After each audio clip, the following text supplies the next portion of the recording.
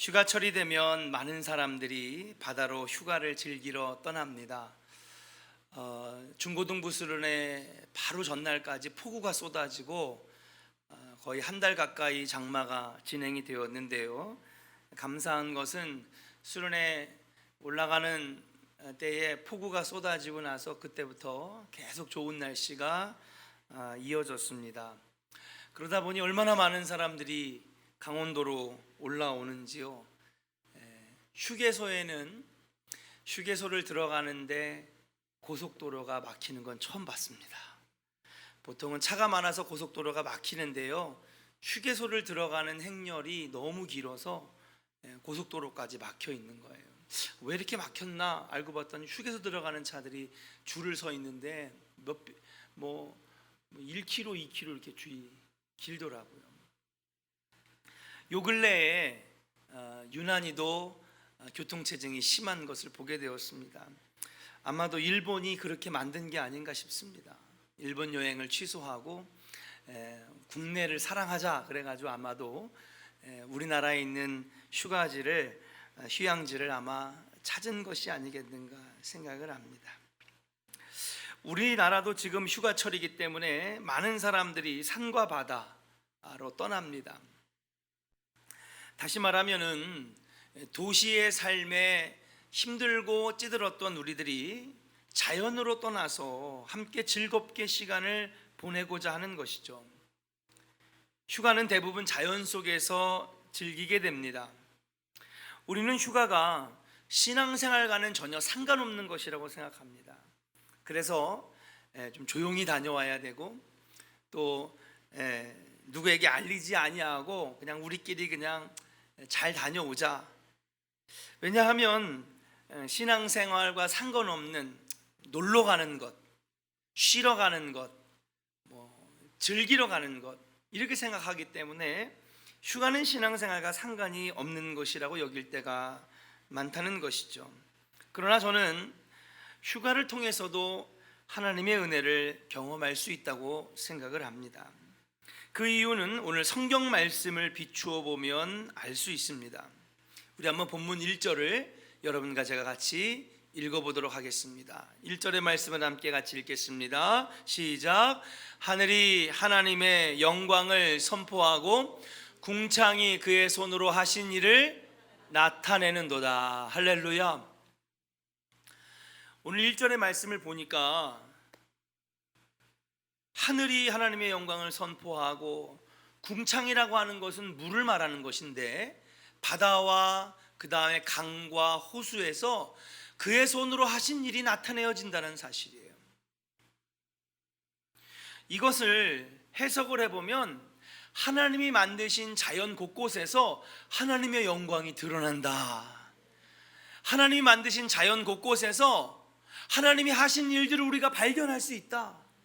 하나님의 역사를 우리가 배울 수 있다라고 해석을 해볼 수 있는 것입니다. 자, 그렇다면 휴가를 주로 어디로 떠난다고요? 자연으로 떠나는 것이죠. 산과 하늘이 맑고 바다와 호수가 있는 곳, 그 자연으로 떠나는 그 휴가 속에서도 하나님의 영광을 드러내고 하나님이 하신 일들을 느끼며 배울 수 있는 놀라운 은혜가 휴가지인 자연에서 우리가 만날 수 있다라고 하는 사실이에요. 하나님의 창조물이며 피조물이기 때문에 4절의 말씀처럼 언어도 없고 들리는 소리도 없지만 그 자연 속에서 하나님의 영광을 드러내고 우리 또한 자연을 통하여 하나님의 계시와 은혜를 받을 수 있다라고 말씀드릴 수 있습니다. 그렇습니다. 성경에 보면 자연, 산과 바다, 들, 호수에서 하나님의 은혜가 임하는 것을 우리는 보게 됩니다. 예를 든다면 모세가 호렙산에 올라갔는데 가시덤불 앞에 서 있을 때에, 그때의 모세는 민족의 지도자로 이스라엘의 구원자로 부름을 받았는 줄로 믿습니다. 불타는 가시덤불 앞에서 하나님의 음성을 들었어요. 여러분들이 떠나는 휴가 중에서도 만나는 이 자연 속에서 하나님의 뜻과 음성을 들을 수 있기를 주의 이름으로 간절히 축원합니다. 하나님께서는 때때로 자연을 통해서 우리에게 말씀해 주십니다. 어떤 무슨 진짜 목소리 보이스가 나서 그냥 내 귓가에 울리는 그런 음성이 아니라 자연을 보면서 막 우리 마음이 깨달아지는 것이죠. 하나님 이렇게 위대하시고 하나님의 마음은 어떠시고 하나님의 뜻은 이런 것이구나라고 하는 것을 자연을 보면서 함께하면서 우리가 느껴진다라고 하는 사실인 줄로 믿습니다. 하나님은 때때로 자연을 통해서 말씀해 주셨습니다. 믿음의 사람들인 우리는 휴가 중에서도 하나님의 은혜와 음성을 받고 들을 수 있다라고 하는 사실이에요. 오늘날 많은 기독교인들이 세속적인 방식으로 휴가를 지낼 때가 있습니다. 오늘 이 시간에는 치유와 재창조의 캠프를 치라라는 제목으로 믿는 사람들이 어떻게 휴가를 지내야 되는지 함께 은혜를 나누고자 합니다. 첫 번째, 한번 따라 합시다. 치유의 캠프를 칩시다. 할렐루야. 옆 사람과 축복합시다. 치유의 캠프를 칩시다. 참, 먼저 물어봐야 될 게 있어요. 옆 사람에게 물어보세요. 휴가 다녀오셨습니까? 그럼 대답해 주셔야죠. 조재정 권사님 휴가 다녀오셨습니까? 아직 못 가셨죠? 네, 아직 못 가신 얼굴이에요. 네, 우리 임원덕 전사님은 휴가 다녀왔는데 지난주에 얼굴이 달라져서 왔어요. 더 잘생겨져서 왔습니다. 네. 여러분, 이제 우리가 휴가를 이제 떠나게 됩니다. 벌써 다녀오신 분들도 있겠지만은 대부분 이번 주에 휴가를 가시는 분들이 많습니다. 우리가 휴가를 가면 캠핑을 한다, 캠프를 친다 이런 얘기를 하지 않습니까? 그때 우리가 이 휴가를 어떻게 해야 되느냐? 치유의 휴가로 만들어야 되겠다. 현대인의 스트레스와 고독감은 휴가를 통하여 치유받을 수가 있다라고 합니다. 심리학자들이 말할 때에 사람은요, 바닷물이나 호숫가의 앞에 딱 서면 그것 자체만으로도 힐링의 효과가 있다라고 합니다. 파도 소리를 막 듣게 되면요, 마치 아무 걱정이 없었던 엄마의 뱃속에 있을 때, 양수 속에 있을 때에 그때의 편안함을 느낀다는 거예요. 대단한 걸 하지 않아도 바닷가 앞에 딱 서게 되면 그거 자체가 우리를 안정되게 만든다는 사실입니다. 폭포수 앞에 서면 마음의 두려움과 떨림이 치유를 받는 효과가 나타난다라고 심리학자들이 이미 증명한 바가 있습니다. 그래서 이 박찬호라고 하는 메이저리그 개척자 이 투수는요, 항상 이 비시즌에는 어디 와서 있느냐, 세도나라고 하는 로스앤젤레스에서 한 5시간 정도 떨어진 나바호 이 모하비 사막으로 나오다 보면 세도나라고 있는데요, 거기에 폭포 앞에 앉아가지고 그렇게 명상을 하고 이미지 트레이닝을 했다는 거예요.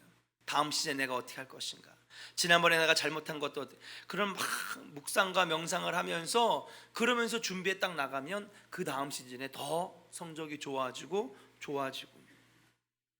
사람은 그러한 이 자연 속에서의 치유를 받는다라고 하는 것이죠.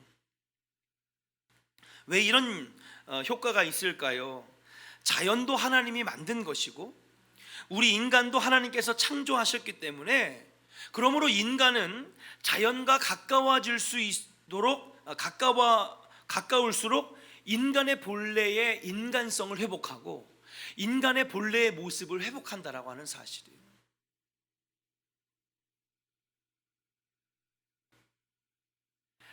자연과 멀어진 인간은요, 마음이 강팍해지고 마음밭이 척박해지고, 그리고 날마다 강박과 어려움과 불안함에 떨 수밖에 없다라고 하는 사실이에요.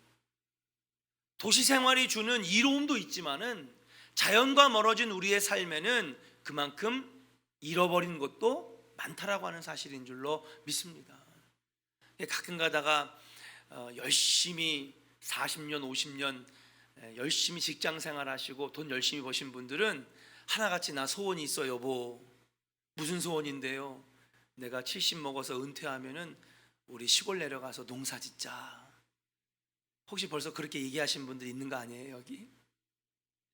왜 그럴까요? 그만큼 힘들었다는 것이죠. 도시 생활에 지쳤다는 것입니다. 나도 모르게 자연에 가서 살고 싶다라고 이야기하는 것은 그곳에 치유와 힐링이 있다라고 우리가 알기 때문에, 본능적으로 알기 때문에 그렇다는 거예요.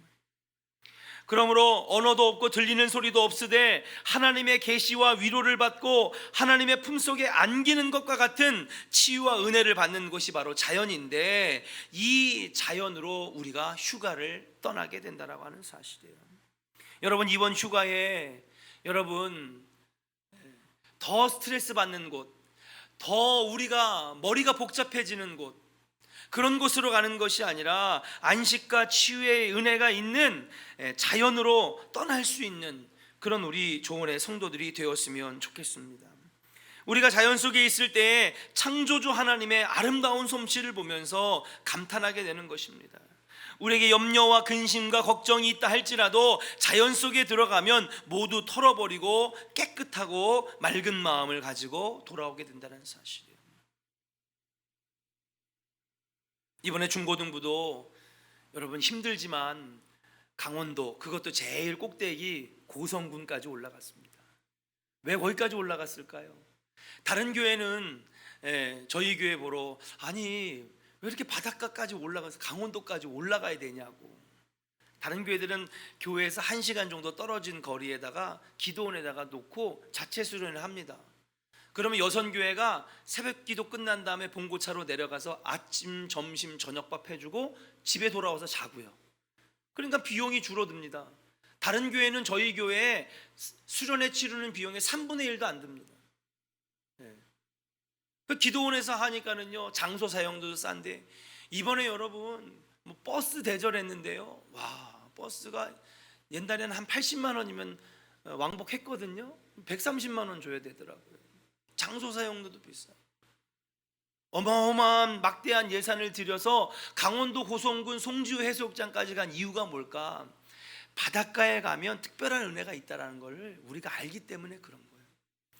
저 젊은이들이 바다를 보면서 소리 지르고 뛰고 가서 꼭 강사님의 말씀만 들어야 은혜가 되는 것이 아니라 자연을 보면서도 은혜가 되고, 그렇게 부르짖으며 자연 속에서 힐링할 때 그들의 영이 맑아지는 효과를 알기 때문에 그 어려운, 그 힘든 과정임에도 불구하고 트럭을 빌려서 짐을 싸서 강원도까지 올라가는 것 아니겠습니까?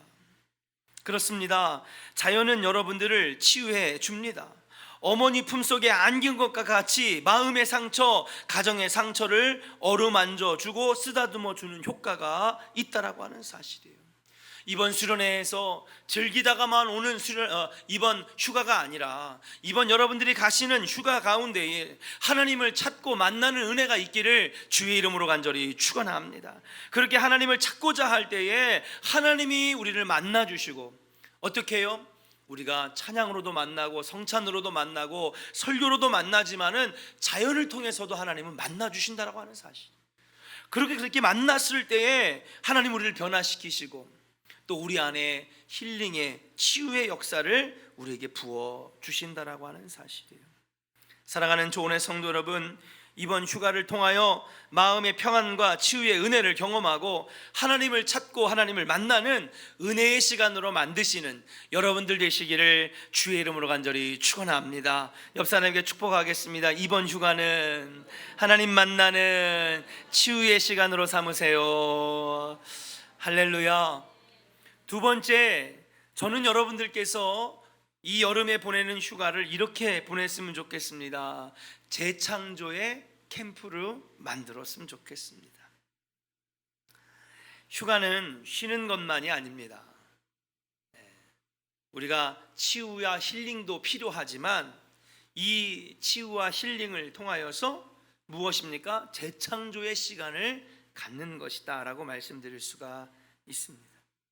핸드폰이 잘 작동되기 위해서 여러분 1시간씩 이렇게 충전하고 쓰듯이 우리도 내일을 위하여 충전해야 된다라고 하는 사실이에요. 본문 5절에 보면 말씀을 한번 봅니다. 해는 그의 신방에서 나오는 신랑과 같고 그의 길을 달리는 기뻐하는 장사 같아서 하늘 이 끝에서 나와서 하늘 저 끝까지 운행함이요 라고 말씀하셨습니다. 여러분, 오늘 이 시편 19편은 하나님께서 창조하신 자연과 특별히 해를 노래한 말씀인데, 해가 그 놀라운 힘을 가지고 있어서 장사같이 움직이는 것처럼 여러분들도 자연 속에서 새로운 힘을 공급받아서 이 해를 통하여 힘을 공급받는 것처럼 자연 속에서 힘을 공급받아 재창조의 힘을 가지고 돌아오는 의미 있는 휴가가 되어야 한다라고 하는 사실이에요. 예수님께서도 제자들이 몹시 피곤해하니까 쉬어라고 말씀해 주셨습니다. 여러분도 이번 휴가를 이용하여 새 힘을 얻는 독수리 날개쳐 올라감같이 힘있게 다시 날아오를 수 있는 재충전과 재창조의 시간이 되기를 주의 이름으로 간절히 축원합니다. 그 힘을 자연에서 공급받을 수 있다라고 하는 사실이에요.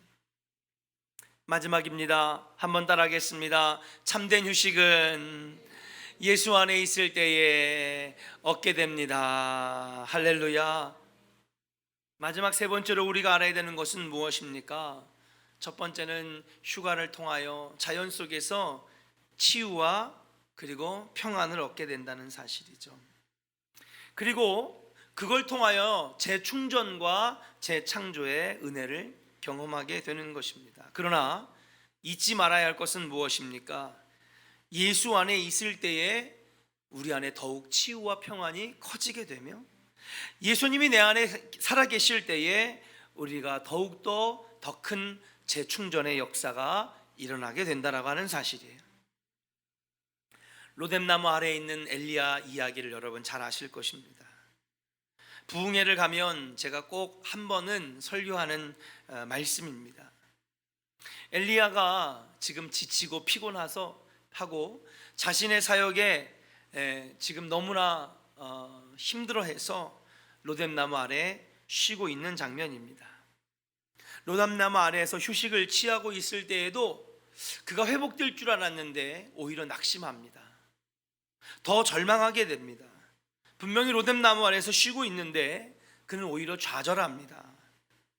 그렇게 쉬고 있는 중에서도 그는 뭐라고 이야기하냐면, 하나님, 그만 이제 내 영혼을 좀 가져가 주세요. 다시 말하면 죽여달라고 하는 것입니다.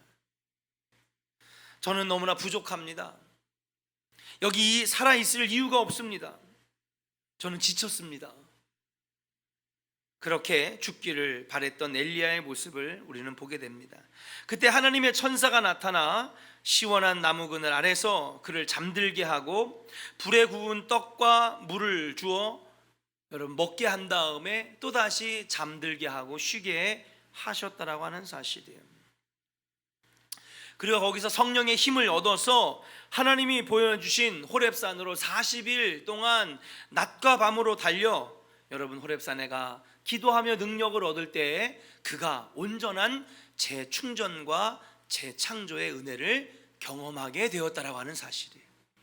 로뎀나무 아래에서 그냥 거기에 앉아서 쉬었다고만 해가지고 다 재창조가 아니라 무엇입니까? 호렙산에 들어가 하나님을 만나고 음성을 듣고 성령의 충만함을 얻고 주님이 내 안에 들어오시는 은혜를 경험하게 되니까 그때야 비로소 예전의 모습을 되찾고 예전처럼 사역할 수 있고 예전처럼 복음 증거할 수 있고 예전처럼 하나님 기뻐하시는 일들을 감당할 수 있는 하나님의 사람이 되게 된 것이라고 볼 수가 있는 것입니다. 사랑하는 여러분, 참된 휴식은 예수님 안에 있을 때에, 주님이 내 안에, 내가 주님 안에 있을 때에 가능하게 된다라고 하는 사실을 절대 잊지 마시고, 혹시나 이번 휴가 중에서도 여러분 예배를 드리고 휴가를 떠나시고 혹시나 가서도 주의를 지키며 하나님 앞에 영광을 돌리며 먼저 하나님 만나기를 사모하는 여러분들이 될 때에 그 휴가가 더 은혜가 있고 더 기쁨이 있는 재창조의 휴가가 되지 않을까 생각을 합니다. 사랑하는 여러분, 오늘 주신 이 말씀 늘 간직하면서 특별히 이 여름에 자연 속에서 치유의 은혜, 또 재창조 재충전의 은혜, 그리고 주님을 찾고 만나는 그 은혜가 이번 여름에도 여러분의 가정과 또 휴가 중에 있는 여러분들의 걸음에도 함께 하시기를 주님의 이름으로 간절히 축원합니다. 아멘. 찬송가